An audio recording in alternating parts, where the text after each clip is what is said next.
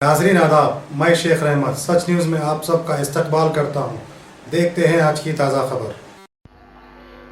Sponsored by Alampana Sherwani House. Address Khilwat Square beside Chomella Palace, Hyderabad. Bharat माता की जय। जय श्री राम। सभी कार्यकर्ताओं को आज ये सूचना देना चाहूंगा कि आने वाली बकरी ईद के अवसर पर एक भी गाय हम कटने नहीं देंगे। ये संकल्प हर कार्यकर्ता को लेना होगा।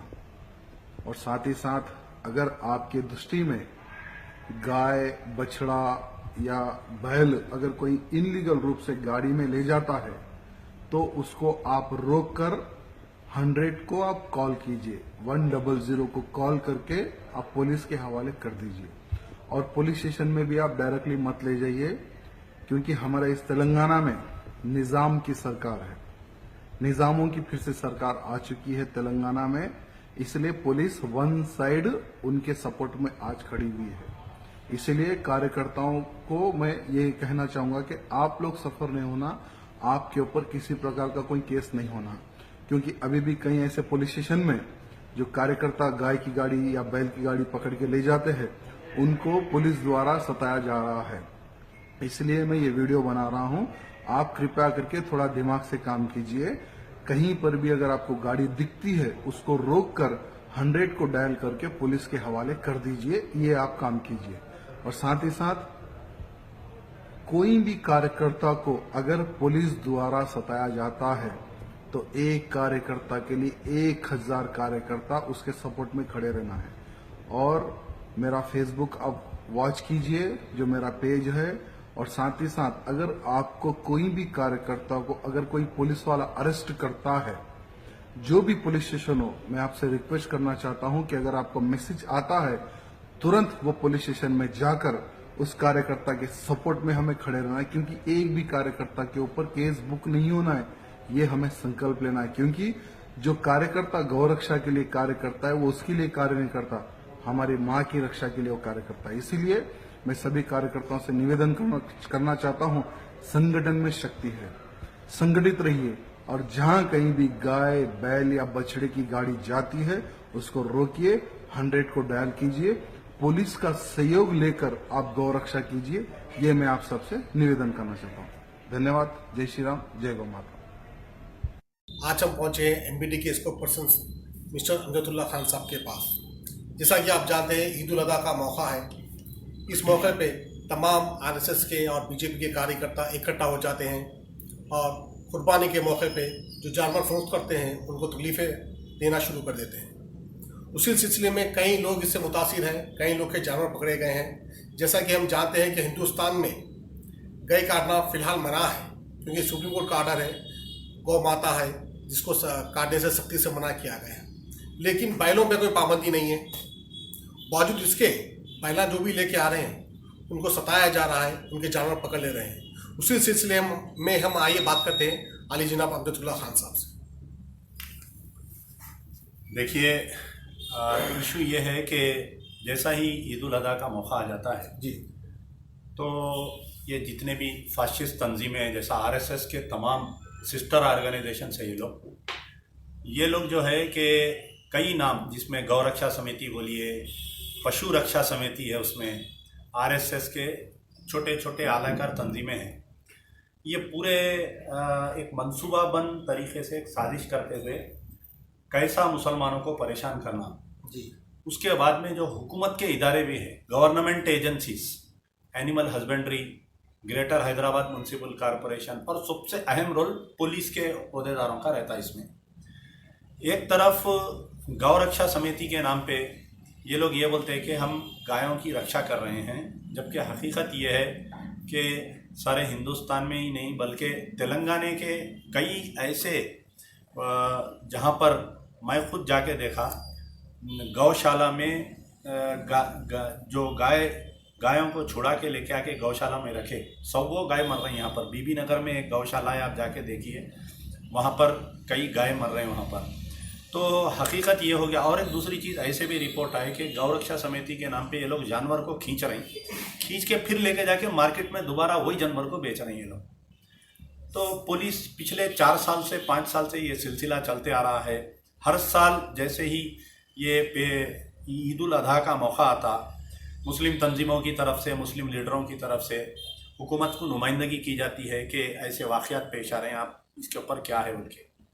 तो गवर्नमेंट से भी बयान आता। हाल ही में हमारे डिप्टी चीफ मिनिस्टर साहब, उलमा मशाइखीन की एक मीटिंग हुई डबीरपुरे में, शुत्तारी साहब के मकान पे, वहाँ पर बैठ के मीडिया से मुखातिब करते हुए बोले कि इस साल कोई मुस्लिम ट्रेडर को जो जानवर मुंतकिली के ऊपर ना तो पुलिस से हरासमेंट होगा, और अगर कोई ऐसी कोशिश करेगा तो हम उसके खिलाफ में एक्शन लेंगे।